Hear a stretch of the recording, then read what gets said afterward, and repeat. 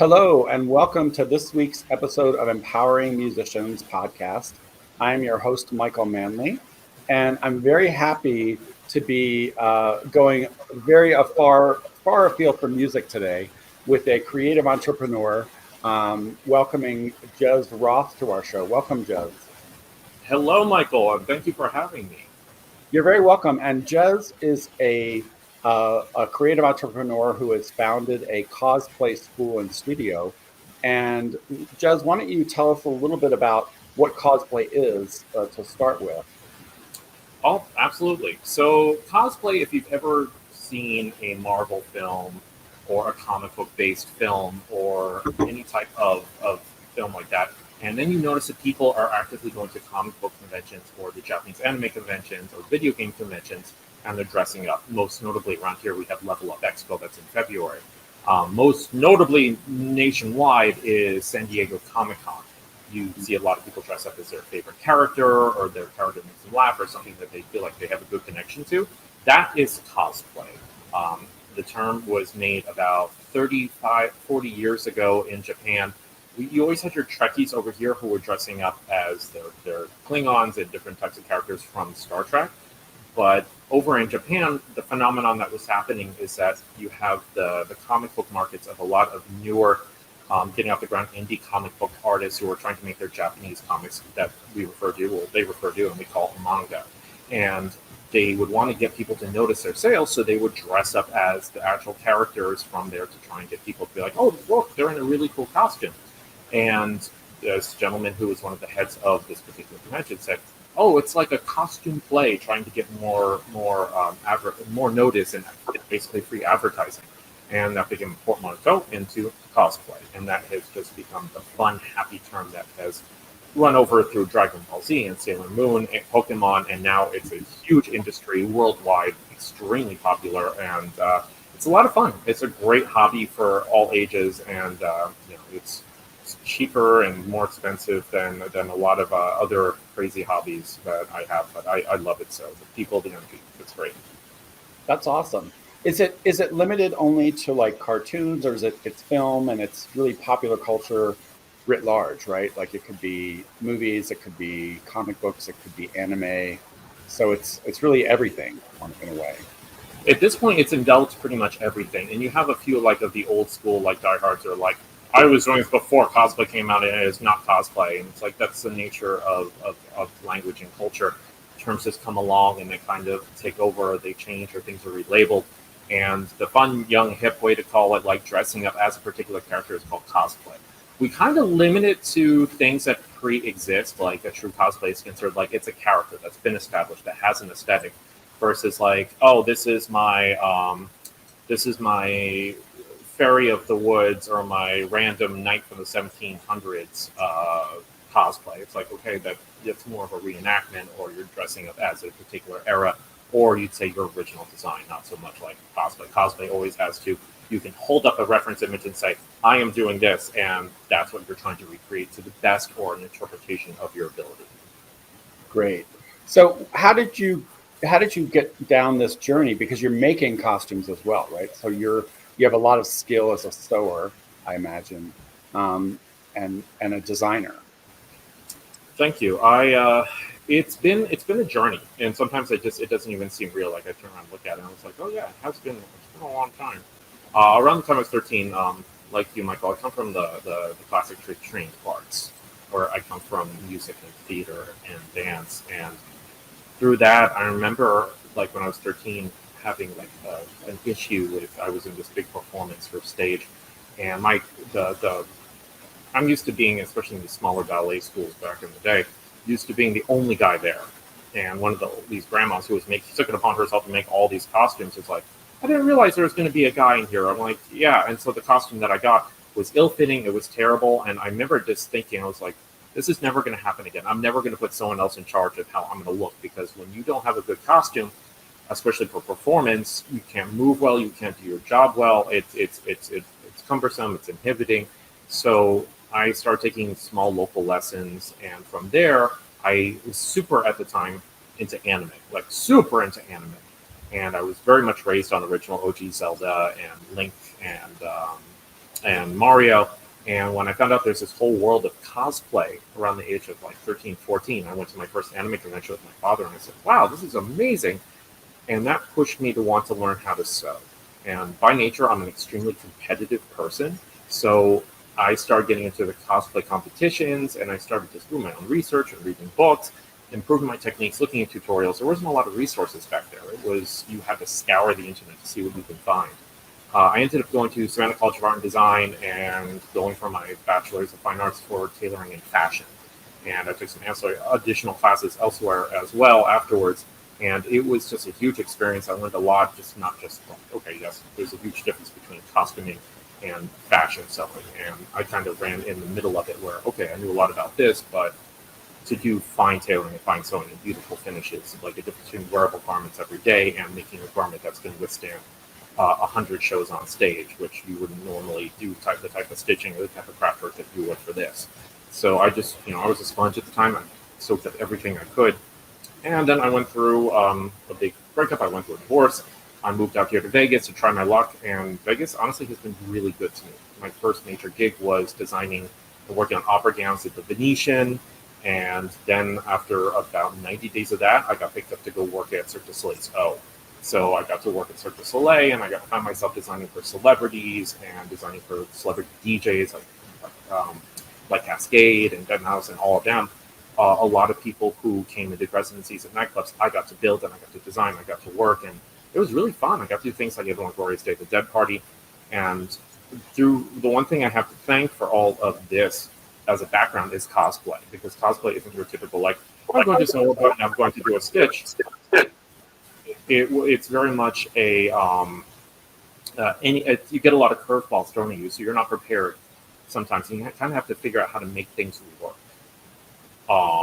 It's been a great experience overall. It's challenging, but one thing about me is that I get bored very easily. So I'm really happy to work at a school where I'm not like it's never going to be the same thing every day. I love how my students come in and they always have a unique challenge that we tackle together. And basically, my overall goal is to give them what I didn't have when I was in my teens and early 20s. There was nothing like this. So I do occasionally do design outside of here for certain notable individuals. Like I've designed for like Edie from Humanity, who was out doing a lot of charity work and such, and a lot of other Cirque performers as well. And random clients come to me. I work in the anime industry as well, but my true love has turned into actually being here and teaching the next generation how to come up and how to be amazing first designers and being capable. That's great. Were you designing like for Phantom of the Opera, because you mentioned opera gowns, when that was at the Venetian, or was it other things? It was other things. It was for the singing opera singers, the wandering opera singers and Right. the stage shows at the Venetian itself. Right. So in St. Mark's Square, they used to have singers and performers who would do the thing through the Best Agency ADA program. And it was really nice. I don't think they have it anymore, which is sad because it was just a wonderful experience. They're alongside the gondoliers who will be on their boats just singing their little song, and it was fun. I got to do some work there, and it was also a cold splash of water in the face that all the glitters isn't gold, and we'll just leave it at that. Yeah. Well, I think it's amazing that you have this school now, and you came up through theater, and you're offering now something that you said you didn't have as a kid, right, growing up. So tell me a little bit about your clients, and who are they, and how are they finding you?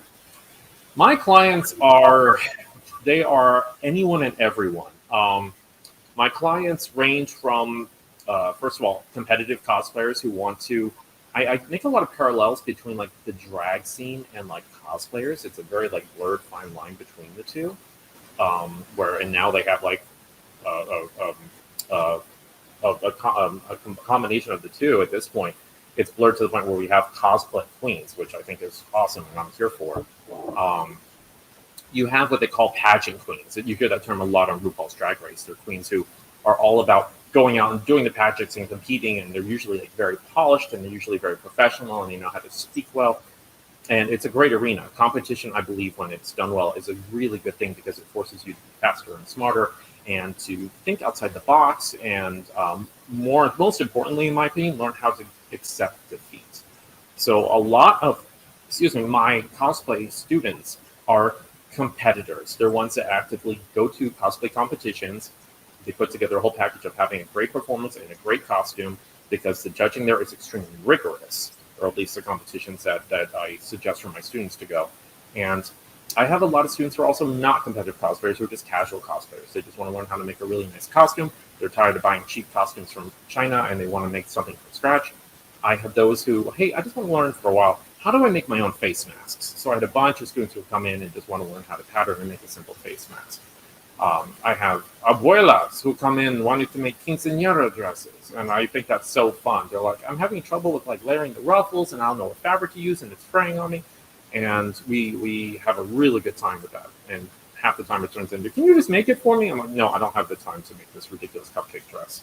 Yeah. And then we have random one-offs of people coming in being like, hey, I just want to learn how to use a machine. This is my machine. And I say, okay, cool. And we have a good time with that. So it's really, one of the most notable is that I had a professor from UNLV who said, I'm throwing a Star Wars party, and I want to have a Rancor, and I want to be Boba Fett. And I want the Rancor to be this inflatable Type 1 that gives the illusion of me riding. I was like, okay. And we got it done, and he was ecstatic. So, it's fun. It's ever-changing here. I never quite know what to expect when I see a new name pop up in Project and TBA. I'm like, TBA? I'm a little nervous about that.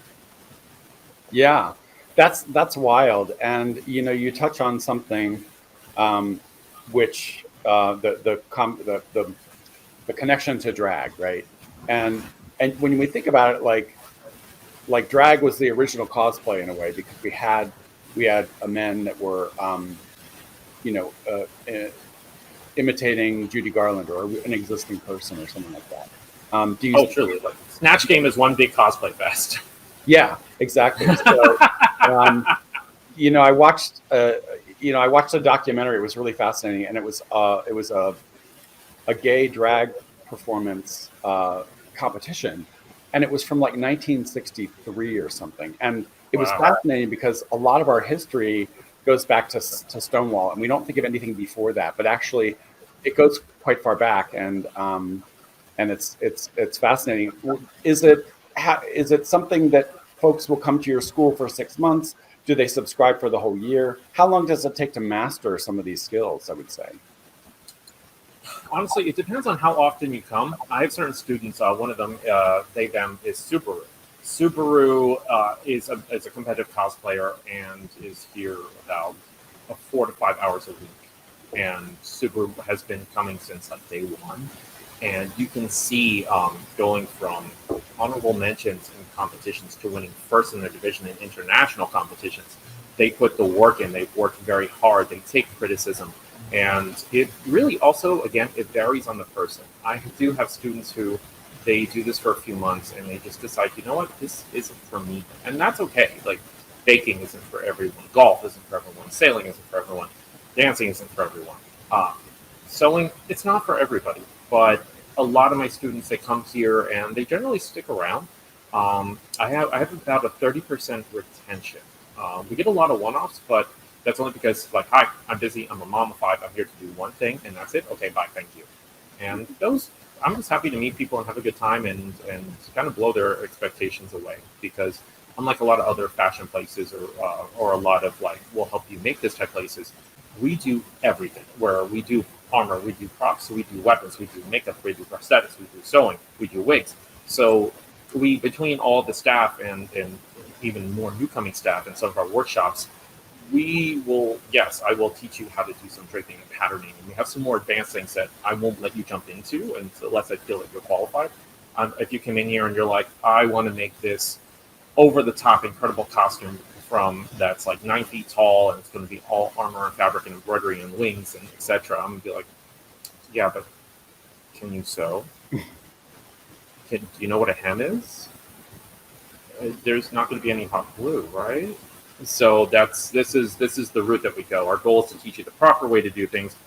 But every once in a while, like we have someone who buys like a China costume and they come in and they're like, hi, I just want to make this costume not look like it's cheap Chinese. I want to make it look really good. And we have fun with those. We put on a series, or we watch a lot of programs that are educational and entertaining. We love to watch British Bake Show, for example, on here. So we watch a lot of things that are fun that would go in the background that are like approved and friendly for all audiences. We watch the edited version of RuPaul's Drag Race sometimes in our what we call after hours classes, and yeah, we have a really good time. And it's some of my students, while they're having a good time, they find that this is addictive.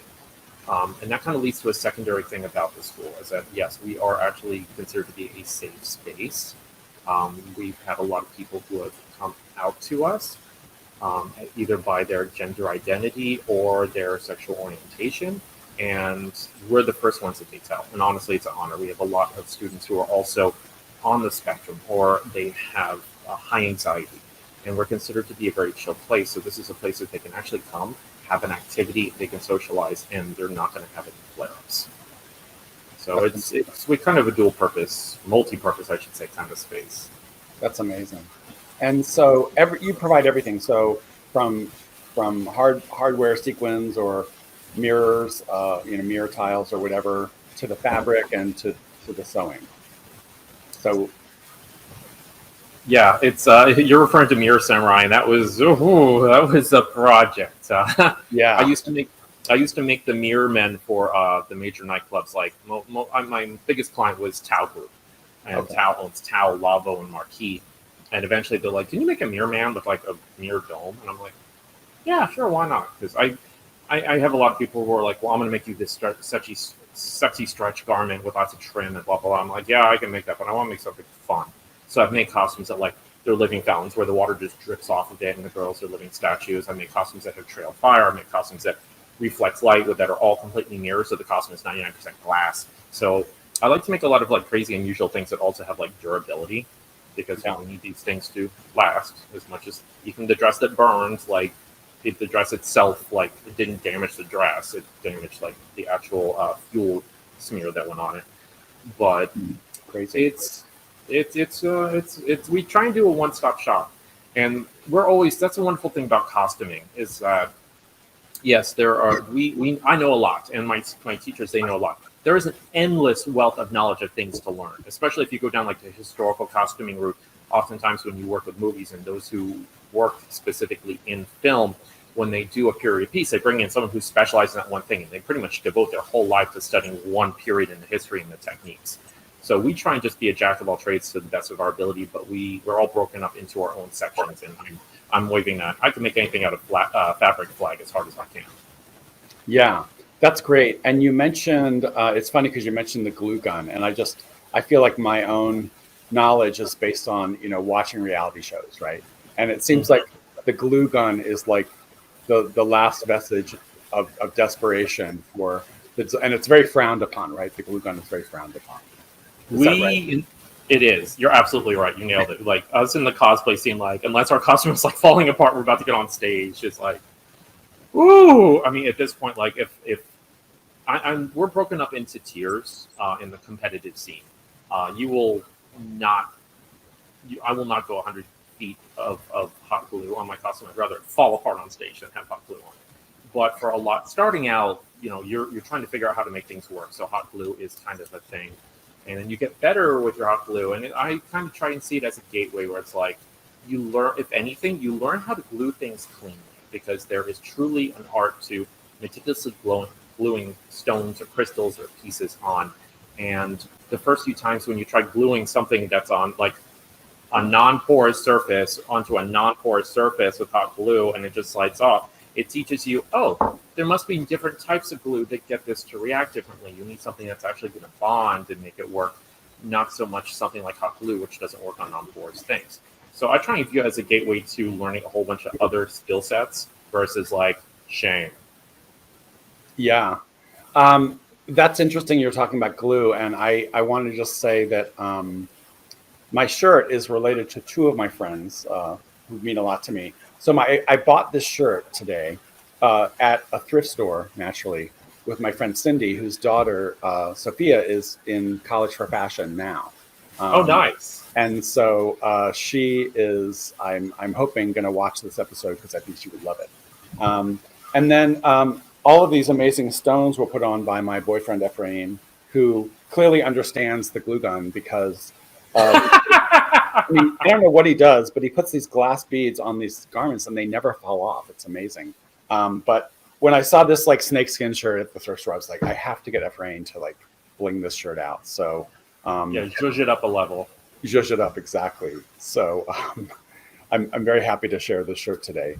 And we have Zanji and Subaru watching us. They're both commenting. Good morning, everyone, says Zanji.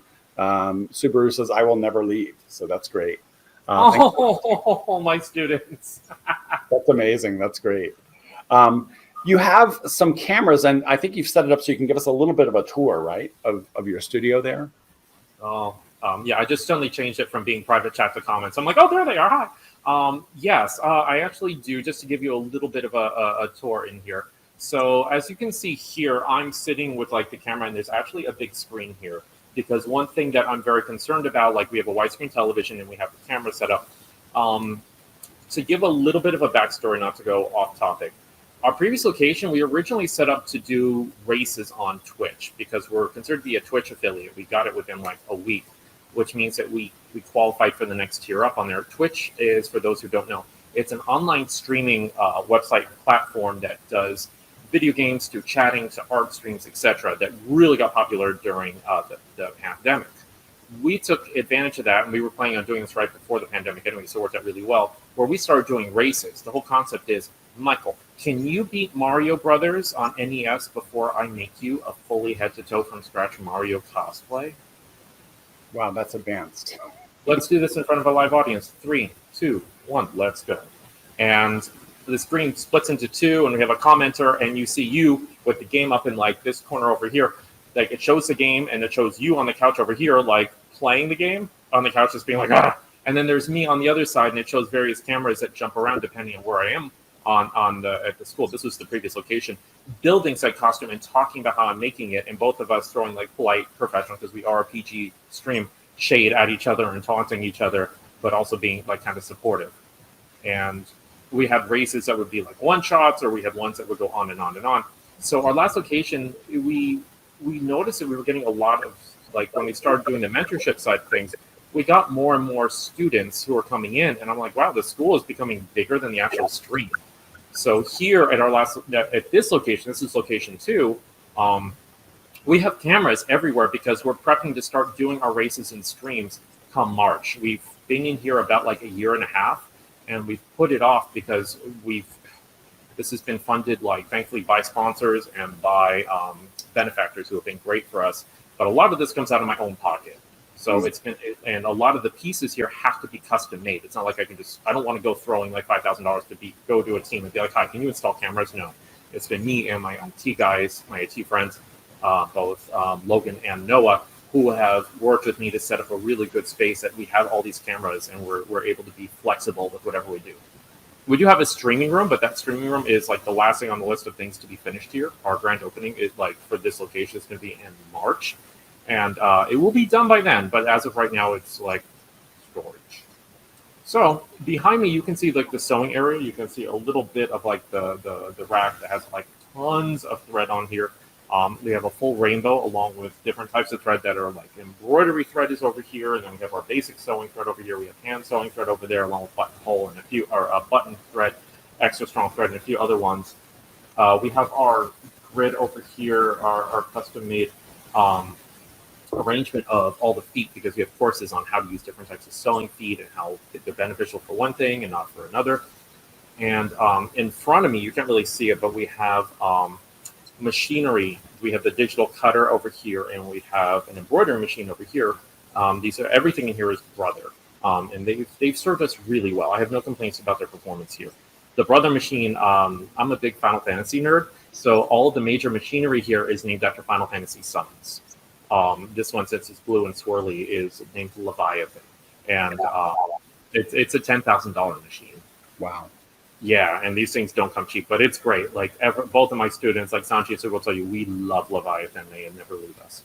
And moving to the back behind me, you can see a little bit of the of the working stations. Like you can see that over here we have one of the machines. This is our first station. We have our second station and our third station. When you come here, we have one of my things I'm very proud of is the fact that we don't have a lot of big classes, and that's by design. We do have workshops every once in a while where we have more than 3 people, but we have something called sewing parties, which is like our group sewing classes in the middle of the day, and they are kind of staggered. So you end up getting only 3 people at a time. Everyone gets a work table to work on, and they get one machine to work on. They get all the stations, all these wooden tables are custom made by me. Wow. So the big ones I did not make, but the ones that the machines are on are all made and designed by me, and they have drawers in them that have all the basic supplies you need. We have basically everything you need short of the actual fabric and notions, meaning the zippers, the closures, anything you need to actually like craft and put on the costume to start working and sewing on your costume. Moving through a little bit, and you can see that we have the ironing boards hanging in the back. And moving through to like, this is like the full working studio. We have offices and other rooms in the streaming rooms and in through there. We have our dress forms. We have our big crafting table in the back. That table, actually, the running joke is that it's been on America's Got Talent. It was actually once on the set of America's Got Talent, and then like once they did the production, they took it off. So I'm like, hey, our table has had more accolades than anything else in here. That's great. So we use that for our hardcore crafting and work. In the back over there, that table also gets used. You can very faintly see them like way back there. We have our wigs and headpieces work. So we teach how to build wigs, how to ventilate wigs, how to airbrush wigs, how to style wigs, how to weft them, everything you need from scratch. I teach hats and headpieces. My main thing is sewing and fabric. My whole challenge is I can make virtually anything out of fabric. What I call illusionary techniques, and I can make fabric look like wood, I can make it look like metal, I can make it look like plastic, except that it's lightweight, it's easy, it's not toxic. And way over on the other side, there, in that area, we're going to be hiring 2 new makeup instructors. We're actually on the hunt for them right now. I'm looking for one to be an extremely skilled and experienced and friendly. That's our number one thing with our instructors, being friendly. Over there, we teach makeup and prosthetics, special effects, and gender bend. So we have had a few classes. We haven't had any classes at this location so far because just due to my instructors getting hired elsewhere and life changes, we wish our makeup instructor very well, Mr. Fernando. He's now doing design work and doing makeup and sewing over at America's Got Talent. And we have Mr. Leon, who did props here. He will be hopefully returning as a guest instructor. He got himself a great career doing computer science work. Both of them are instrumental in where we are today. And that's one great thing about the school. We are in what I call a no negative light space. We pride ourselves on being a very positive, good experience. When you come here, you should enjoy the experience. And when you leave, you should be feeling better than when you came in. We have a lot of individuals who come in here and they're having a horrible day. And we actually have a full kitchenette over on the side where we serve nice, good, high-end coffee and tea, and if we have snacks, etc., etc. So, I mean, I'm never without coffee ever. I mean, that's kind of like I've had people make memes about it and references to it. So it's kind of been a thing, and I take it quite seriously. It says coffee. Yes. Do that. I'm a huge coffee person myself. Yeah, I can't live without it. Yeah, we have French presses, and we do have a drip, but drip. Yeah.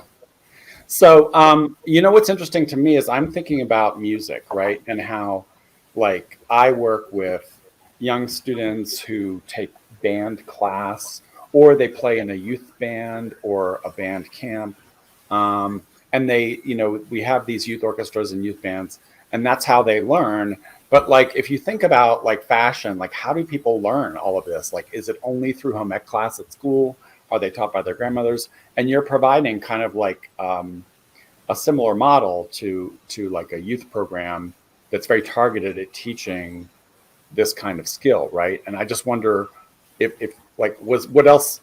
What do people do if they don't have access to this? Like, how do people even find out and build their skills in sewing if they're in middle school or high school and want to go into fashion or cosplay?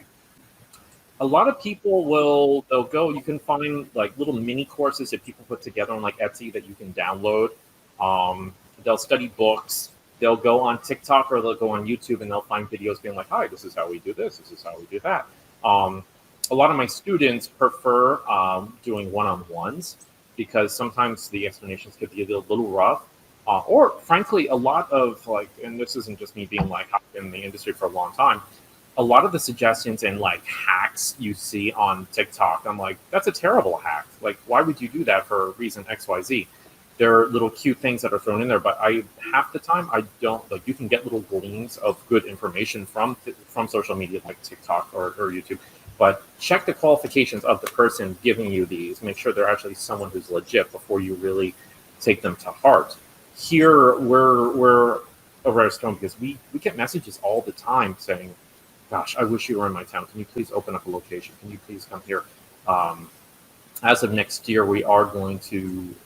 My big goal for this year is to, well, not only double our business, but to really reach out more to the drag scene.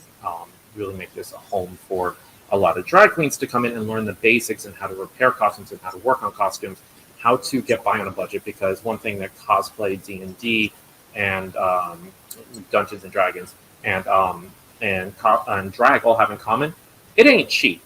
It is very expensive, and especially when you're a drag queen and you're dependent on new looks and trying to work on make something out of nothing, which is like one of the first challenges they give you on RuPaul's Drag Race. We want to be there to kind of help you. Like, this is how you do a hem. This is how you make it fit. This is how you use elastic. If you have a serger, it's your best friend. How to really get through a tough time and how to make something that's like pretty much you got for $10 look like it cost $1,000. Another thing is that we're looking to franchise next year. Wow. We're going to actually start putting together like curriculums and forms. And I've had so many people ask me, "Hi, I want to open up a cosplay this and a cosplay that," because our name of our business, CosplayVegas. If someone wants to open up a cosplay Denver, since I own the copyright to the School of Cosplay and I own the copyright to CosplayVegas, I'm happy to get you set up with that Cosplay Denver and help you hire the instructors and get yourself outfitted in time. You don't have to worry about having a curriculum for all these different departments and how to conduct things. And I will, for a fee for that franchiser fee, I will hold your hand and I will help you make good choices and do what I did. The only thing is it's a little bit more difficult in areas of like LA where rent is out of control. Like someone came to me and I was like, "Okay, well, guess what? Your classes, they have to start at like $70 an hour because that's the only way you're going to be able to survive." Yeah. Well, that's amazing that you can bring this to a wider audience through that franchise model. That's really exciting. And that's a goal. Yeah. And what's funny is that when I watch RuPaul's Drag Race and similar type shows, what's interesting to me is that like the person who doesn't succeed is the person who says, "Well, I look really good and I just want to show up and be pretty," right? Like actually the winners are the ones that can make their own costumes and that have all these other skills. So it's not just about the look, right? You have to be a comedian, you have to be a sewer, you have to be a costumer and all of these things. So you're looking at branching out into that community as well, it sounds like. Yeah, I am, because it's definitely something that's like the goal. I always ask cosplayers, and I always think about like with my cosplayers, because some of my cosplayers dump like, and you know who you are if you're watching this, dump thousands of dollars into this a year. And I always want to ask them, like, what's your end goal? Like, is you want to be a quote unquote famous cosplayer, or you want to be a well-known cosplayer on TikTok, is a social media cosplayer? Do you want to be one who's known at conventions as a personality? I'm known as a famous cosplayer, like very low key, because I abhor social media because I'm just so tired all the time. But no, in all seriousness, I don't promote myself really enough on social media. I'm just known by reputation with all these conventions as doing really popular good events, like my Lip Sync for Your Cosplay event, which has gotten thousands of people to attend. I'm also very versatile. I can host events. I can speak some Japanese. I can speak a handful of all these different languages. I have zero fear of getting on stage and giving a mic and like, hi, entertain. I'm like, okay, it's fun. It's a good thing to do. Also, as a side note, one of the reasons why I reference Drag Race so much is because we have yet to have a really awesome, really good, continual cosplay competition show that shows the cosplay side of things without making us neurotic or held back by copyright, because it's fine making these costumes for competition, doing the thing. But once it's a television show that's like, hi, we're going to make money with likeness and imagery and characters of a intellectually protected property, then it runs into a whole slew of issues. A lot of Japanese companies do not want to give up or let them use the right to having their looks. Same with Marvel and Capcom, and like it's a hassle. So it's really difficult to pull off like a cosplay show. I would love for them to do a cosplay show on the level of personal affection and care and consideration, the level of like British Bake Show and the level of camaraderie of Drag Race and the level of creativity of some of the other reality shows, because there's so much potential here. I would love to have become like a thing. So instead of having to reference like British Bake Show and Drag Race, I could be like, this great cosplay show. So this is the closest thing we have to it is here. Yeah. Well, you raised a really interesting issue, and I guess unless Disney produced it, because Disney has control of so much IP, it would be really hard to do a cosplay show, right? With it is a rights nightmare in a way. It is. I would die. I would die if Disney came to me. It's like, can you almost put together a cosplay show? I'll be like, I'll think about it. Sure, let's do it. Yeah, because you'd have Star Wars, you'd have all the Marvel, you'd have Disney, obviously. Kingdom Hearts. You'd have quite a bit. Cruella, you'd have Cruella. I mean, who doesn't want to see cosplay Cruella, right? I have a student who's actually working on that on one of her looks right now. Oh, that's amazing. Yeah. So that's a really fascinating angle, is to think about TV and getting this to a wider audience that way. Because I don't think a lot of people my age, I'm a little older than you probably, and like Twitch is a completely foreign concept to me, and I could learn about it, but I guess I'm old enough that I don't care about it. But at the same time, it's a really important tool if you're building a business, right? And TikTok as well, I haven't really ventured into. I had this moment of interesting generational sort of observation where I was in a city with my boyfriend. We wanted to look for a brunch place, and I found some places and he found some places, and I was like, how did you find that place? He's like, TikTok.